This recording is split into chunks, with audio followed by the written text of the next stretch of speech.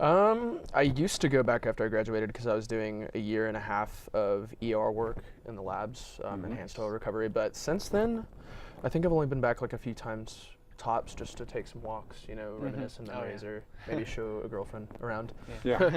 Something like that. Oh, look at that. Yeah. But yeah, that's it. Yeah. Welcome to a reasonably spontaneous conversation, part 1, because I'm going to get a chance to have 2 conversations, and that you're welcome to join in on. And this is Tarek Zahir. That's good. Say it again. Tarek Zahir. That's fine. Tarek Zahir. And Brien Foster Allen, my 2 friends. And we're talking about the one of the things that I want to talk about is that being men in the 21st century. For 10,000 years, we have had private property when we came up with that concept. And then suddenly the divine feminine was subsumed and the masculine took the lead. Strive, drive, go out there, conquer lands, make, control, all that. All right, well, it's gotten us this far, but now suddenly we're having to share power. We're getting a chance to go through a process of having to bring into not just equality in this in order to be able to go forward. So I want to talk about that process of how we're doing. I mean, I've seen it in my life. In my life, it was very homogenous. Not just homogenized like white. It was white male and all that. And now we're seeing it. And like your life in terms of like the workplace? Workplace, home life, the women, the mother was, women's roles were nurse, teacher, homemaker. This was the, and now we're opening up like in your classes, in petroleum engineering. Aren't there a lot of women in petroleum engineering that are starting to? There were a fair amount of women. I would say it was still predominantly male dominated, but there were a fair amount of women. Yeah, as we're starting to see, and in your classes, there are a number. The STEM usually it's still not. There's less women than men, but the liberal arts there's actually more women than men. Absolutely, they're just better at that sort of thing on average than. Now, before when we were talking about the different, religion and spirituality and where we're going in our concept of God and how that's because I think that's an important. It certainly has been an important process for me.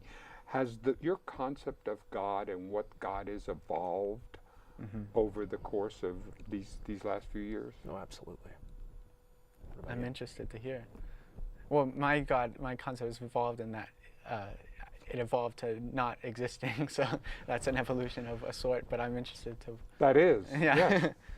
Yeah, mine has been on a radical journey. Like I said, after being held hostage, I went from being an atheist to a theist, and at this point, I feel like I have a really, it's really hard to explain what God is for me, but it's kind of like I've abandoned the anthropomorphized version of a deity, but in doing so, it's allowed me to see the true intricacy and fractal nature of what God really is to me. Yeah. And like I was telling you that time we were at Panera, I think it was, it's like all self really is like dashed like circles on a napkin. And when you erase the circles, death, or when you write the circles, birth, the napkin will remain always. And the napkin is God. Interesting. I love that because it's outside of the realm and outside it's bigger than what, as we talked about, Richard Feynman talked about how God is, the concept of God is larger than the stage. It's bigger than I could possibly imagine, whatever that word is. And when you sit there and so what has been your evolution, Tarek? Well, it's hard to believe in God when you don't have a set. I think we usually believe what our parents believe, and when our belief in God is determined usually geographically. So if I was born in Saudi Arabia, I would be a devout Muslim, and so I lived in Texas as my family Muslim, so I never had that geographical foundation that most people have that sort of compels them throughout their life to believe in God. And so I always wondered what people meant. It doesn't even seem to make sense to me what people mean by God a lot of the time. And as I researched, and something. Sure. I remember I was 13. I cite, does God exist in Google? Things like that. You see that it seems more and more like it's a coping mechanism, or a vehicle to spirituality, to put it less derogatorily, for life's problems. And people, I'm hesitant to often argue with people and try to convince them of what I think, because I don't want to destroy that for them, if that adds value to their life. But to me, trying to uncover the truth of the universe and finding meaning based on what I know to be true, rather than just what I think I can invent to cope with, is more meaningful. And people I think are worried about what the result will be if you let go of the fictitious things and just go for the truth, and well, maybe we're not significant and we're not meaningful. And I found that it's actually the opposite. There's an interim of scariness, but it's not. People want the universe to bestow meaning onto their lives, as in a God made you for it, and you're the most important thing in the universe. And I found that I think it's the opposite, that it's we who bestow meaning onto the universe, and that is more magical and makes us more significant. And it's even better based on verifiable evidence. And that's so if you want to call that God, right? That ability to create meaning is God-like to me, and I think that's touching divinity. That's beautiful. That's so well said. That really resonates a lot with me. Talk about your experience, Brien. I really like what you said about coping. To me, that falls right in line with Maslow's hierarchy. That's a really, really, really good way to put it. And I love the concept of meaning and the magic of meaning. And I thought for a long time, how can I reconcile science and this narrative I'm experiencing, this conscious narrative? And I just in my own ponderings, I almost saw the link within chemistry and thermodynamics. That entropy is the impetus behind meaning and consciousness.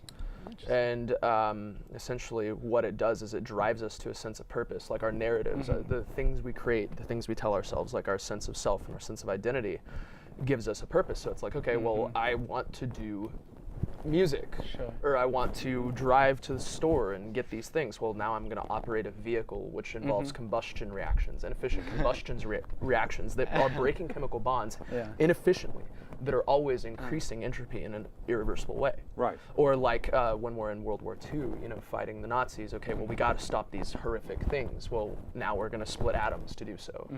I can't think of anything that's releasing more entropy into the environment than that.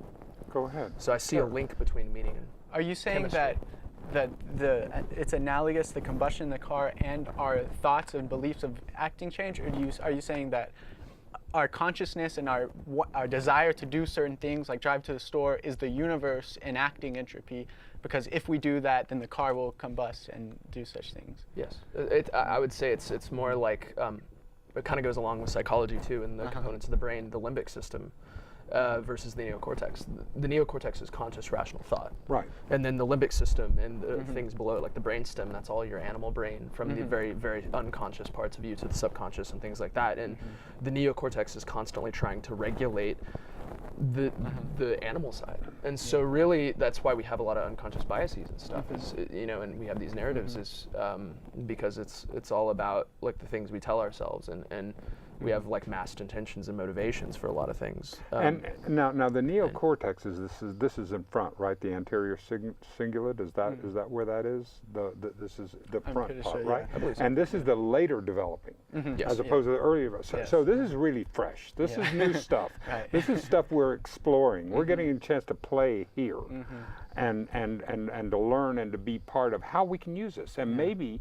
Because I was thinking about this from a mathematical point of view, all right? Because when Einstein started using the kinds of geometry in in order to be able to, tensors and all the things that he did in order to be able to create the theory of relativity and special relativity, he wasn't a great mathematician, but he had friends who were. Yes. and so you ended up getting this math. Well, now what if there were a level of mathematics that in a variable had a subjective variable. Not just an objective variable. There isn't just but a subjective variable that merely viewing something changes it. So that's the subjective. I mean, we know that at the quantum level, right? I mean, how the hell does that happen? What does it happen? I mean, it collapses either a particle or a wave, depending upon how I look at it. What the hell is that? How does it know?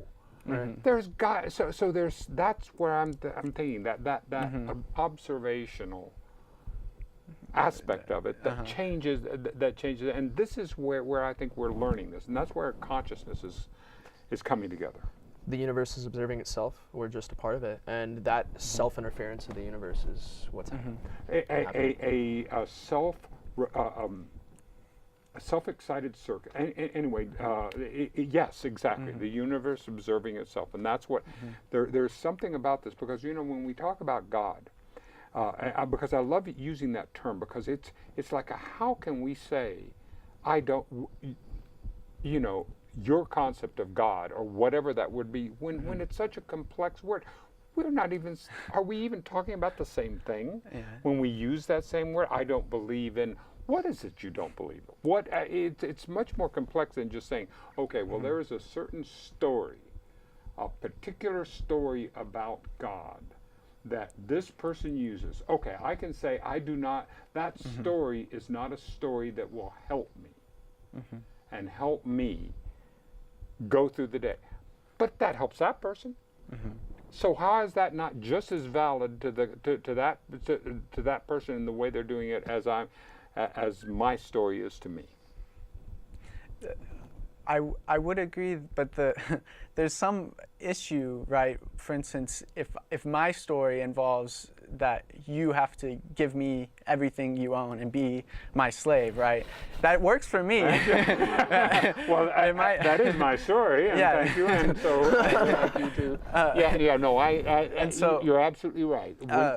And I think often, so a lot of the moral frameworks are built on stories of how the world was in the past and how we are in the present, our nature. Christianity, for instance, says these stories happen and we are inherently sinful from original sin, and we have to repent and try to absolve ourselves from that by doing, and then there's room for wiggle room, whatever you want to do. But some people that might disagree with that story, that is helpful. And some people might say that it is helpful for them when really it isn't. And I think certain aspects of focusing and wallowing in your own self-hatred can be extremely harmful. It has been so harmful to me. I mean, there is no question. That's a wallow place that does no good for me. It does not help. It is never. I mean, when you went through the trauma, when you had the physical trauma and you were held hostage during the time that when you're doing, did that help? Did coming to be able to heal from that and to be able to be in, to be able to have compassion, both for yourself and for the entire situation. Can you talk about that as a journey, Brien? It's been an insane journey. A lot of things happened in my life. It wasn't just that. Like, my dad was an alcoholic and drank himself to death. A lot of other things happened too. Being betrayed left and right by a lot of people that I was very vulnerable to. And so as a consequence, I developed a psychological condition, a personality disorder, borderline personality. Maybe you know about it, maybe not, but... share with us what you're willing. Oh, absolutely. Basically what happens is it all comes down to the regulation between the cortex and the lower parts of the brain, the limbic system and the brainstem. What happens is if certain triggers are put in my space, my brainstem will go into automatic survival mode, but my conscious self will take a back seat. And so it's all a defense mechanism. And so in certain situations, I cannot control it because my body wants to survive above all else. And so what happens is, but Brian's still there watching in horror as I'm defending myself. And I'm like, no, don't say this. Like, that's rude. And then I'm just like, and then the body just does it. And I'm like, sure. So there's a conflict going on inside of my brain, inside of my body, and it's almost like having split personalities in certain moments. Well, and I relate to that so much because I see myself. I have a thing with because I'm an actor, and I have a thing with Melissa, my wife, and I will find myself reacting to something. And then and I'll have a part of me that will go, Dennis, you're acting like an absolute ass. I can't believe, there'll be a part, and then finally that voice will get through to me, and I'll say, okay, wait a minute.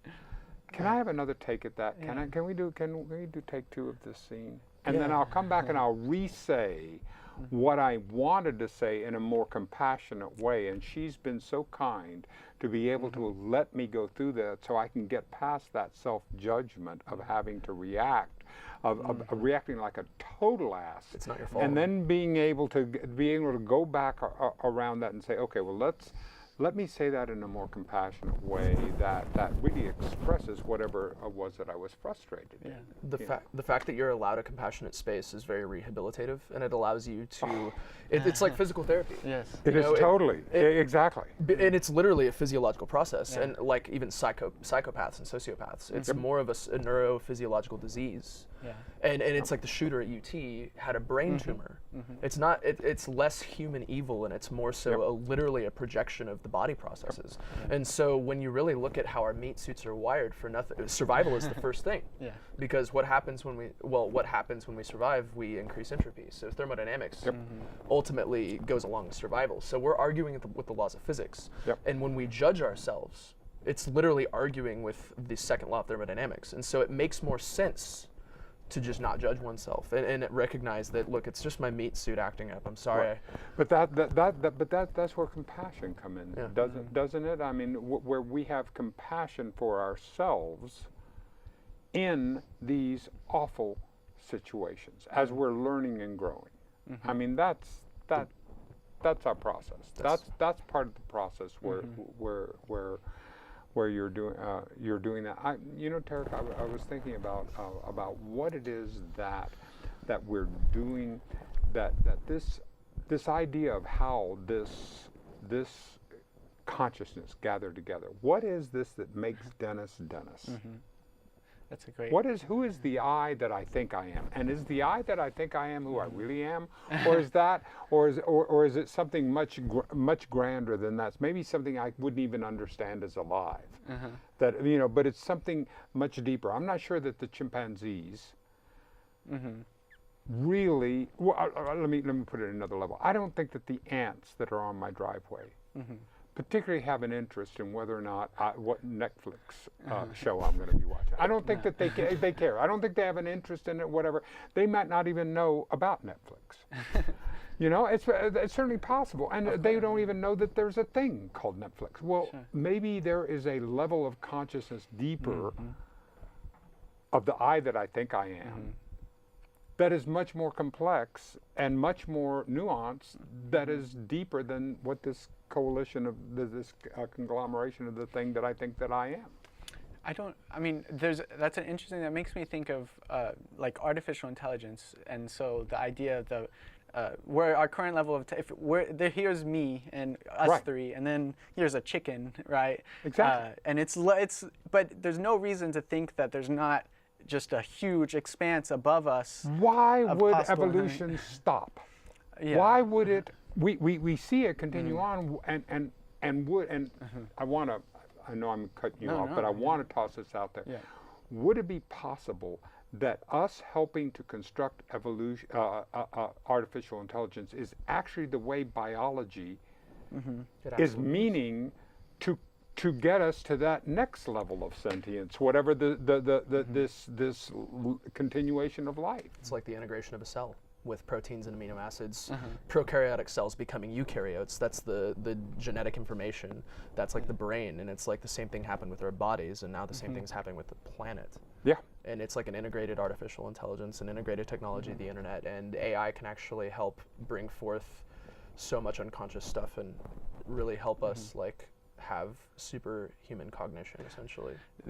But there's a serious problem, because if it can be integrated right to our brains, then that would be the case. But I think there's more reason to presume that we'll figure out AI, which we're already very close, before we figure out all the complexities of neurocognition, which we're making progress on. And you have to do both to integrate the AI into your brain. Absolutely. And so it's concerning that the ant analogy I think is great, because to us, when we see an ant, sometimes we step on it. Usually we might step over it, we sort of kill it. But if we're, say, building a building, well, then we're going to wipe out the ants. We don't feel any concern about it. There's no reason to think that if we create an AI and we don't consider these ethical problems that might arise, that they would view us the same way we view ants, because they'd be so highly.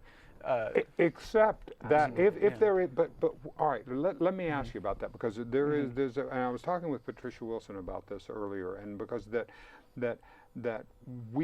one of the things that we're understanding about AI is that it also has a component of emotional intelligence, so that if you can put emotional intelligence into artificial intelligence, because they both have to come in, is there a sense, is ethics built into the human?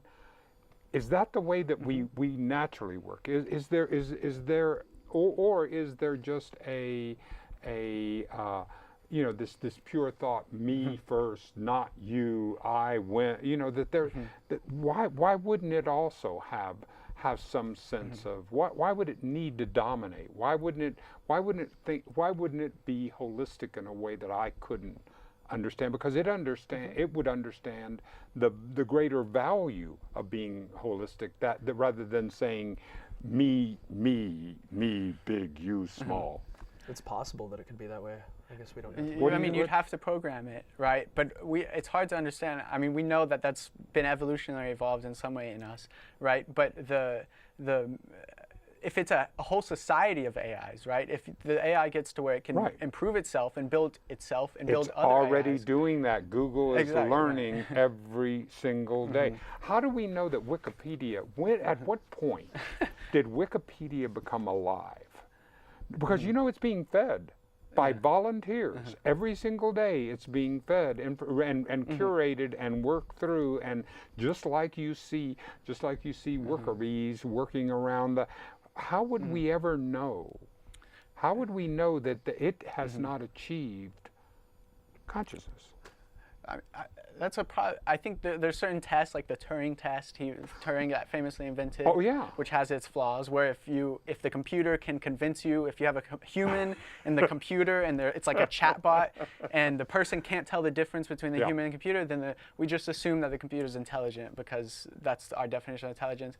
It has certain problems, and it's because things like Wikipedia and other things, you can just program raw. It's like if I was playing chess with you, right? And I had Garry Kasparov, the best, one of the best famous, whispering in my ear every move to make. I wouldn't say that I'm good at chess, right? No. So in the same way, I don't think just because people are feeding Wikipedia information, you wouldn't say Wikipedia knows these things. Wikipedia is but that's what I'm saying is that if we expanded our definition of what alive is, what if being alive is bigger than what this circle that you had on the napkin? What if it's bigger than that circle that I put around there that says it's alive? It could be. I feel like the thing we're trying to get at here is consciousness, right? I think exactly. It doesn't matter alive, whether alive, but whether it's something. It is like something to be that thing, in terms of like, if you were that thing, you would be perceiving, you would be conscious. Are the lights on in it? Exactly. And consciousness is, people call it the last frontier of science, because we don't understand it yet. But there's, I think, every reason to think that it is a matter of information processing in the brain. And, as we make further progress, we'll be able to crack the nut. Maybe there's not, it might be an emergent property where it's not an interaction between two things that cause it, but it's an emergent property of a whole bunch of complicated things going on at once. Well, we're talking about, all right, you're a musician, and art, music is art. I mean, we're talking about, yes, there's technique and there's muscle memory and there's all, but you get into that realm of art. And so how can art can't be just at the intellectual level? It has to be trans-rational, doesn't it? Yeah, it's completely subjective. I mean, you can look at a trash can and call it art. Yeah. It's up to you. Yeah. It's completely up to you. But isn't that the impact of it though, Brien? I mean, you're what you bring to it. So it can't just be rational, but it has to be. It's like how does that impact your life? I mean, being an artist and being a musician and this. Can you talk about that? How does it impact my life? It allows me to see a lot of parallels between music and science and all things. You kind of see a repeating pattern in everything. But I like what you said about trans rationality. I almost have a bit of a problem with language. Here's an I'm so glad you said here's that. an example. Like artificial and natural. That's one of the. I have a lot of beef with that because what is artificial is natural, because human beings are a byproduct of nature, and we are nature assembling itself. Yeah. Just like highways resemble blood vessels, with cars and automobiles and whatever representing, blood cells. Just like how human cities from space look like little bacteria colonies. Not saying we're bacteria. That's said neutrally. No judgment. I just see these patterns in everything. From hurricanes to galaxies to toilet bowls flushing to bronchi and lungs to tree branches. It's all the same pattern. So we're just an embedded pattern inside of one massive pattern that I call God. But either way, it's like with thus when I see the world that way, I look at the word artificial and I just cast it aside. Right. And so whenever I look at words like rational and irrational, anytime we see an irrational process, that's just because it doesn't fit into our expectations. But really, if you look at it through the eyes of the pattern, there is a meta rationality to irrationality that we don't yet describe. So it's like, I don't know. Does that make sense? I feel like I'm just like butchering. No, my it makes perfect sense to me because it's beyond. Because that's where if I can see the pattern. I mean, I have been so close to something, and then if I can step back, I can start to see and recognize that there are patterns. I do that with my life. I look back at my life. I can look like what it's in the middle of something, and it can seem like it's completely random or but then all I have to do is step back, and suddenly I see, well, there are themes and there's patterns and there's but it depends upon how close I am to it and whether or not I'm stepping back from it, and then suddenly I can see things that I couldn't see before. Yeah, and even the most eccentric patterns are still patterns, and it's as if we have yet to have a language that's high resolution enough to describe consciousness and emotion. But I believe it's just an intuitive belief, really, that at some point we will have the ability to measure consciousness just as we measure energy, and we will be able to ascribe a set of equations, however irrational they may be, to describe it. And what if the laws of inertia and physics applied to emotions just the same? Like dropping a stone in a pond creates ripples. Dropping emotional stones in your life will also create reverberations in the future. Why wouldn't it? Right. I mean, why wouldn't